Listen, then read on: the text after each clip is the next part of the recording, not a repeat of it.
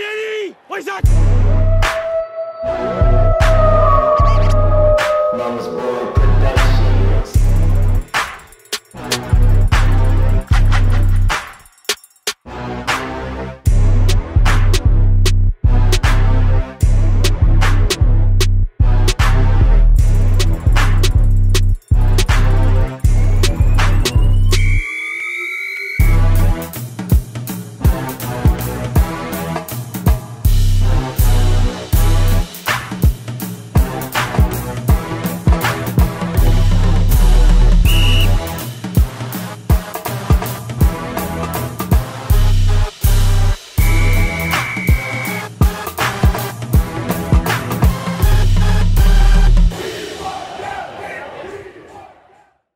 Alright, we out here?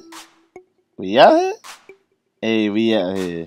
Welcome back to Street Scores. It's your boy Rico giving y'all that July 19th edition of Redskins Report. Not much news to cover, but one big story, so let's get into it. According to Forbes, the Redskins franchise is worth $2.95 billion, which is 11th in the NFL. If y'all don't know, this guy on the screen is our franchise owner, Dan Snyder. But I would be proud of this, because that means we are worth more than 21 other teams, but that's not enough for me, especially since we were valued at number 5 in 2016 and as high as number 3 back in 2012. I'm assuming our value has gone down because our wins have gone down. We've been less successful.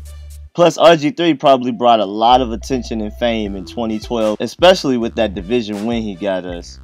But that value gonna skyrocket once these skins stack up these dubs. Y'all will see. But next, I see my boy Jamison Crowder has joined Terrell Pryor and is training with the GOAT, Randy Moss, all the way on the left. I know I talk about Jamison Crowder almost every report for something, but I'm just trying to put y'all on game so y'all won't be confused and surprised when he takes the league by storm this coming season. Y'all will see. But I prefer Jamison Crowder to work out with Terrell Pryor's other workout buddy, Antonio Brown, since that's closer to Jamison Crowder's game. But I'll never reject Jamison Crowder getting gems from the Randy Moss. And when people catch anything over somebody else, even if it's just like a paper ball, we always say, oh, he got Moss.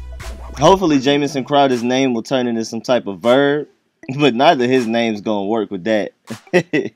Jamison Crowder, yeah, that ain't even gonna work, bro. You gonna do something else. But speaking of Jamison Crowder, our golden child Jamison Crowder was Instagram commented at by Deshaun Jackson, his former teammate. He said, "Do work, little bruh. You know what we started." Basically encouraging Jamison Crowder to carry the torch in Washington. And those are big shoes for Crowder to fill, but he has potential and I can't wait to see him grow. And now for the reason we're all here. After offering Kirk Cousins $53 million guaranteed, the Washington Redskins were not able to sign Kirk Cousins to a long-term contract. Man. This Kirk Cousins drama and roller coaster is finally ended, but at the same time, it just started again. Especially with the media either crucifying or empathizing with the Redskins. And there's many ways to look at this, but I'm going to focus on the main sides of this and not the many sub-angles we can take on this. So y'all let me know in the comments how y'all feel about it. One angle to look at this is, the Redskins should have signed him to a long-term contract years ago when he was throwing all them interceptions, before he performed as well as he did and led this team to a division win, a few franchise records, a Pro Bowl, a couple of winning seasons. He would have been way cheaper to sign long term back then, especially with the salary cap being lower back then, and he would still be getting paid on the basis of the market of that old salary cap right now.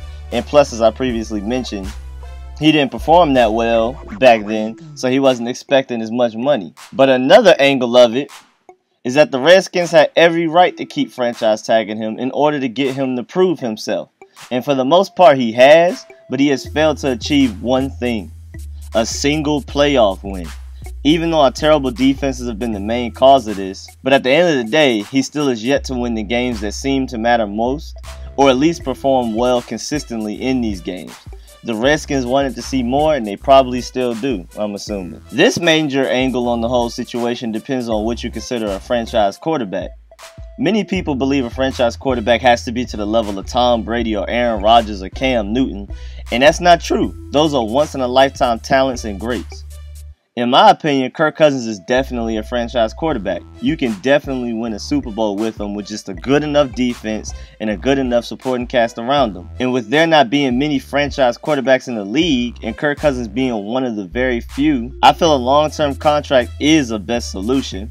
Especially since every time we franchise tag him, we have to pay him more and more each year. He is now making $23.9 million this year under the franchise tag. And the Redskins have lost a lot of leverage in this negotiation situation because he is now set to be a free agent next summer and will have many teams lining up to pay him huge dollars, such as the Jets, us, the 49ers, where his old offensive coordinator Kyle Shanahan is at, the Browns, depending on if they trust Deshaun Kaiser, the Texans, if Deshaun Watson doesn't work out, the Bears if Mitch Trubisky just is that butt, even the Rams if Jared Goff don't work out.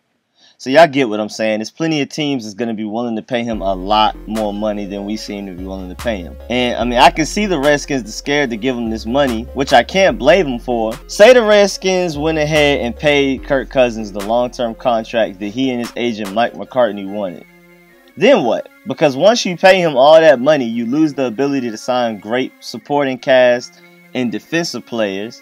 So Kirk Cousins will have to basically go out there and carry a team, which I feel he definitely cannot do. You have people with great amounts of talent and potential playing for cheap this year, such as Terrell Pryor with his 1 year, $6 million prove-it deal, even after the monster season he had with Cleveland, is one of the only bright spots and hopes on the offense alongside left tackle Joe Thomas and running back Isaiah Crowell. There's Jamison Crowder, our secret weapon, with his $750K he's making this year, $840K he's making next year, which are from his rookie deal of getting drafted round 4, pick 105 overall from Duke, who is not known for his football at all.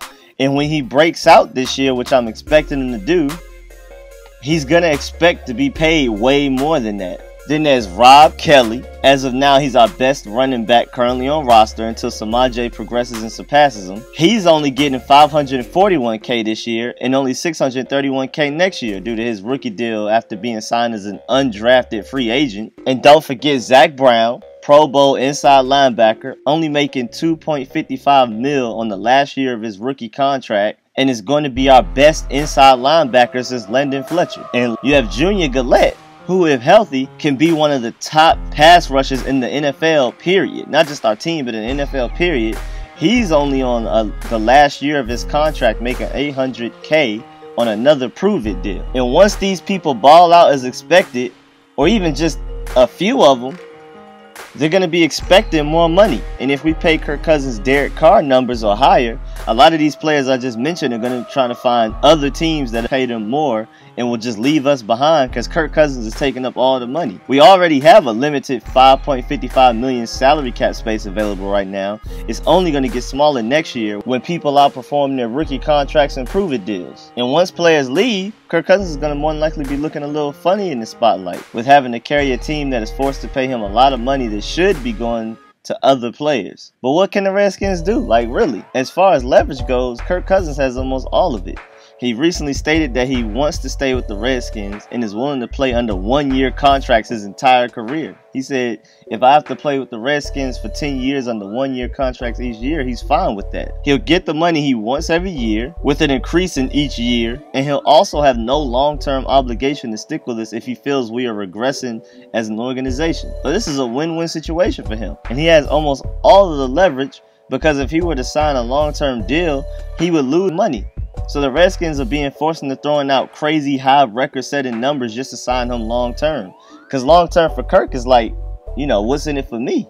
Y'all need me more than I need y'all, so let me squeeze out every penny from y'all. There's more teams that want me than there is quarterbacks that y'all can find and replace me. So I see why Kirk Cousins is doing what he's doing. He's trying to break the bank. But zooming out and looking at all this as general as possible, the Redskins basically did not trust him in the very beginning of his starting quarterback tenure. He's had plenty of flashes of greatness and some nice comeback wins and game-winning drives, but he's also had some major folds when it mattered most. The Redskins have essentially been stalling to see if Kirk is either not worth it, which means let him walk and find somebody else, or he's well worth it, which means sign him to a long-term contract as soon as possible. But unfortunately for the Redskins and us fans, Kirk has managed to float somewhere in between. But I'm sure if the Redskins knew he would be as good as he is right now, back then in the beginning of it all, they would have signed him to a long-term contract years ago. But now, he's grown into a good quarterback who expects Hall of Fame money due to the way the market is set up, and the Redskins are stuck in an ugly situation with basically no leverage. And I'm not gonna lie, I did not trust Kirk Cousins in the beginning at all. But now it's like,